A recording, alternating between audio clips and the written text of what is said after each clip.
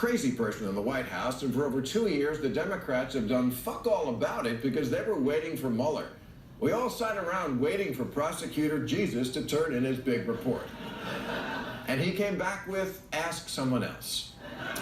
We needed Superman, and we got Clark Kent.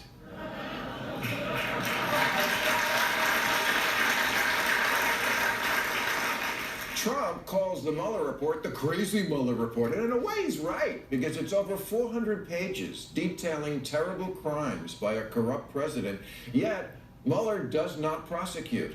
If Dostoevsky had written the report, it would be called Crime and No Punishment.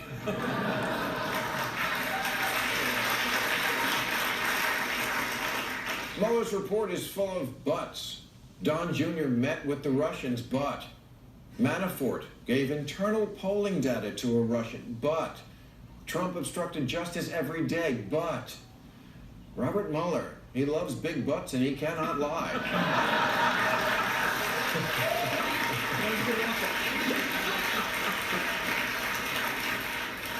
Preet Bharara was on Real Time the week the Barr summary came out, and I had one burning question. Could a different prosecutor have reached a completely different conclusion? And he said, yeah. That's all I need to know. I get it. Mueller's a Boy Scout, a straight arrow. He played it by the book. But you may have noticed for the past 3 years, we're kind of been off book. And greatness sometimes means not doing everything by the book. Thomas Jefferson made the Louisiana Purchase in 1803, doubling the size of the United States, without any authority to do so. But history called his name, and it said, take the shot, Mav.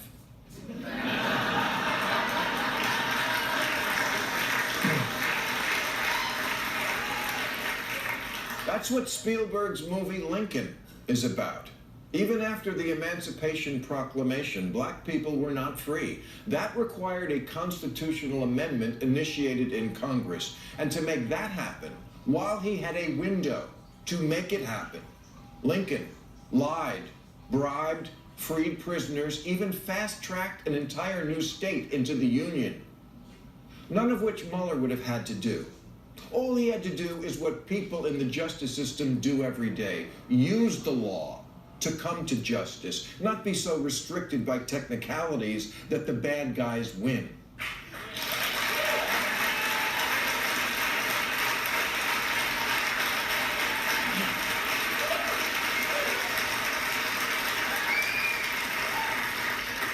This is why Clint Eastwood never made a movie called Clean Harry.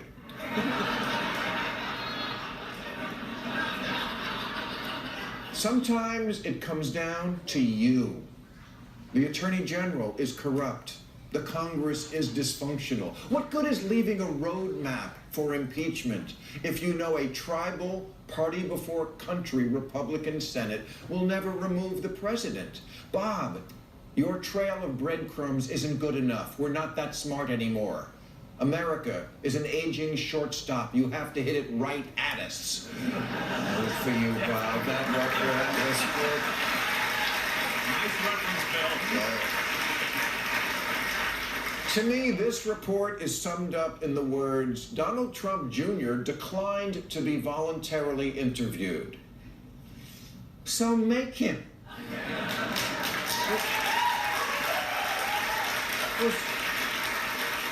Was he too busy? You couldn't work around his tweeting schedule? And you, tough guy, couldn't get the president's taxes? You didn't follow the money? You didn't interview Trump, we're told, because he couldn't possibly testify under oath without perjuring himself? And that's our problem? It's one feckless punt after another. Thank you.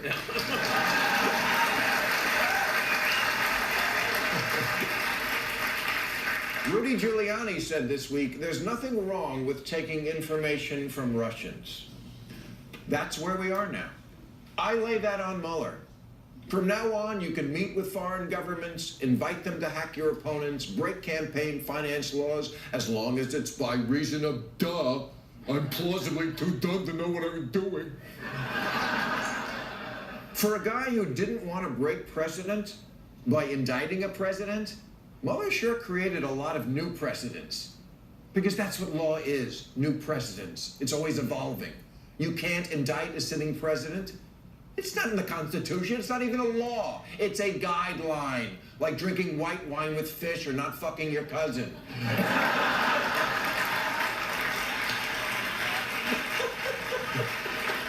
It's a fucking memo. In Watergate, the special prosecutor, Jaworski, faced a very similar guideline, but he understood the big picture and his role in history, and he sued a sitting president anyway. Mueller could have done that, and the headline the next day would have been, Mueller breaks with precedent, indicts Trump, and then that would be our new reality.